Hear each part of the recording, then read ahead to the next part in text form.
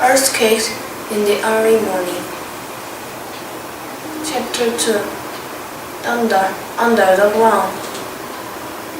Nice clothes, said Annie. Jack opened his eyes. Annie was wearing a blue and white dress and a big sailor collar in the white stockings.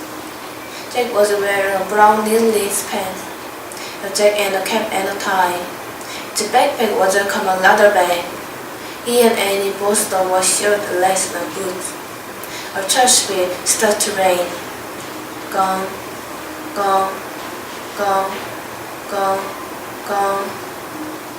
It rained 5 times, said Jack. It must be by the morning. Yeah, said Annie. She was looking out the window. Jack and looked better. In the early morning it was less plastic and cool. The tree house ran to the tree in the bottom of a hill. Painted wooden houses and gaslight lined the quiet and cobblestone tree. Until he kind of moved the tree and up the tree, it rounded the top of the hill and disappeared. Tall buildings towered in by the arm. The sun was behind them, making pink street and the blue sky. It's really pretty here, said Annie. Yeah, said Jack. He opened his research book and read.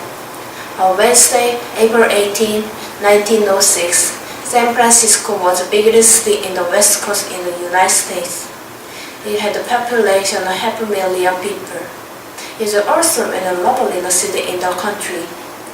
Jack pulled a notebook. He wrote, San Francisco, April 18, 1906, biggest city in the West. Lovely. Let's go, Annie said patiently. Jack looked back at the book. He looked around the world. Now, Annie said to Annie, took the book and notebook away from him, put them into the leather bag.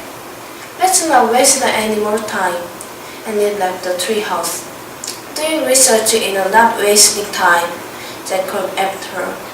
Her slung in a bag over her shoulder and followed Annie down the road area. When they had both stand top to the grass, Jack looked back. Where to? He said. Anywhere, said Annie. It's supposed to be so let's sit aside. We can be toast. Okay, said Jack. Just don't forget that we have to find the ride in the mortgage library. They started up the cobblestone street. Then they walked to the street here. The sun was above a tall building. The early light turned everything to gold. Stones, street lamps, and the glass windows, the silent houses. It's so quiet and peaceful, said Annie. Yeah, everyone will be sleeping, said Jack.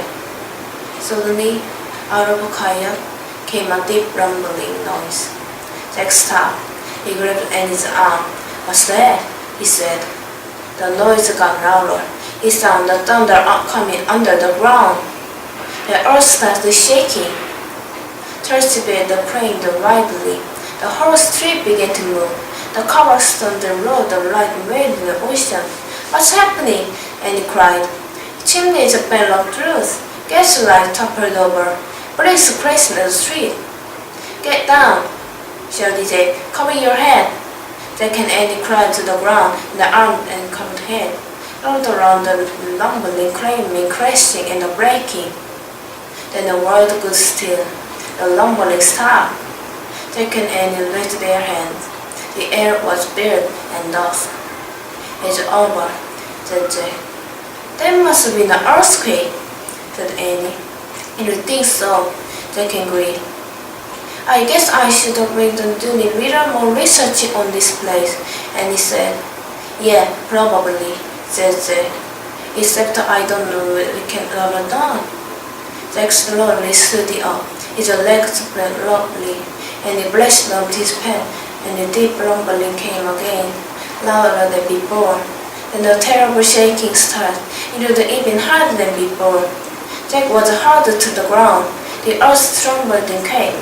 Jack bounded against the hard cobblestone. Annie, he cried. He tried to stand and bed again. Through the dusty air he saw the tall buildings wave against time. Roofs caving in, up and down the street, with the crashing concrete showered down. It seemed like a long time before the terrible noise and shaking finally stopped.